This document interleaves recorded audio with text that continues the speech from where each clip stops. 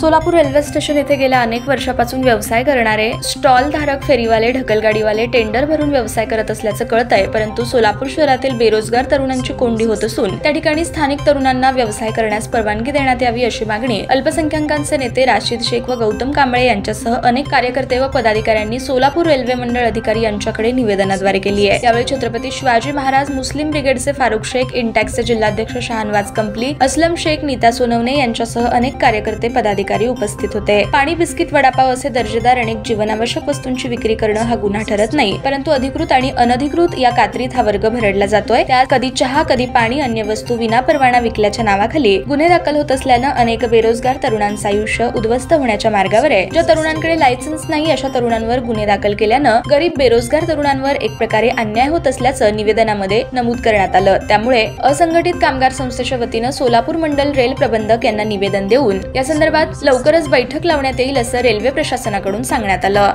Railway स्थानकामध्ये काम करणारे जे कामगार वर्ग आहे, जे ई टेंडरिंगच्या द्वारे ज्या लोकांनी स्टॉल मिळवलेले आहेत, तर गेले 50-50 वर्ष झाले या लोकांकडे स्टॉल आहेत। खंडेलवाला असतील, अगरवाला असतील, जोशी असतील।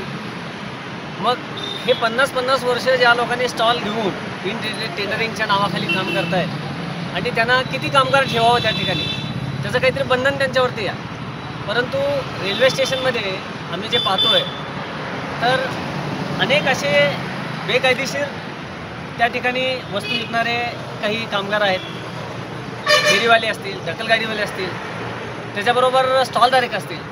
तर या स्थानिक सोलापूर शहरातील जे बेरोजगार तरुण आहेत, जे गरीब आहेत, जे होतकूर आहेत, ज्यांच्या हाताला काम नाही, असे काही कुटुंब, असे काही मुलं त्या ठिकाणी रेल्वे स्टेशनमध्ये काही वस्तू विकून रोजी ते सांभाळत आहेत। परंतु आम्हाला असे निदर्शनास आलेलं आहे की स्थानिक जे रेल्वेचं पोलीस प्रशासन आहे, ते इल्लीगल या पद्धतीनं काम करताय तुम्ही आणि तुम्हाला परमिशन नाही, म्हणून त्या परमिशनच्या नावाखाली त्यांच्यावरती बेकायदेशीर काही गुन्हे त्या ठिकाणी दाखल केलेले आहेत, असं त्या ठिकाणी आमच्याकडे तक्रार आली।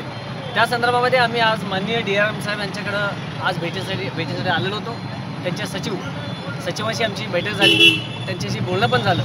तर आमची मागणी एवढीच आहे की आज या सोलापूर शहरामध्ये जो रेल्वे स्टेशन आहे, तो प्रचंड असं उत्तर भारत असेल, दक्षिण भारतातला हा महत्त्वाचा, हा केंद्रबिंदू असणारा हा प्लॅटफॉर्म आहे, रेल्वे स्टेशन आहे। तर या ठिकाणी जे फेरीवाले काम करत आहेत, ढकलगाडीवाले काम करत आहेत, जे बेरोजगार लोक काम करत आहेत, ते स्थानिक तरुणांना तुम्ही या ठिकाणी संधी दिली पाहिजे, अशी आमची मागणी माननीय DRMकडे आहे। तर त्या स्थानिक जे काम करणारे जे मुलं असतील, त्या मुलांना तुमच्या नियमाप्रमाणे ती लोक कशा पद्धतीने काम करावं, ते त्याचं बंधन तुम्ही घालून द्यावं।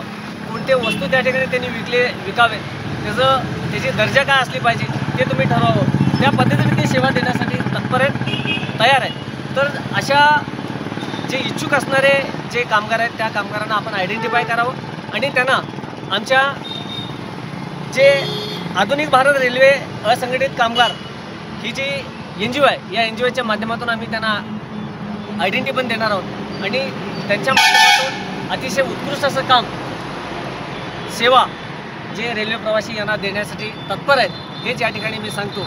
आणि माननीय DRM साहेब लवकरच सुरक्षा आयुक्त साहेब यांच्या माध्यमातून मीटिंग लावण्यासंदर्भातमध्ये त्यांनी आम्हाला कमिटमेंट केलेलं आहे। तर या आठवड्यामध्ये परत आम्ही त्यांची भेट घेणार आहोत आणि आमची पुन्हा एकदा रेल्वे प्रशासनाकडे विनंती आहे की आपण स्थानिक जे तरुण, बेरोजगार तरुण आहेत, त्या तरुणांना आपण काम द्यावं, एवढीच या निमित्तानं आम्ही मागणी करतो आणि थांबतो। जय हिंद, जय महाराष्ट्र, जय भीम, जय भीम। ताज्या बातम्या पाहण्यासाठी प्राईम महाराष्ट्र न्यूज चॅनलला सबस्क्राईब करा।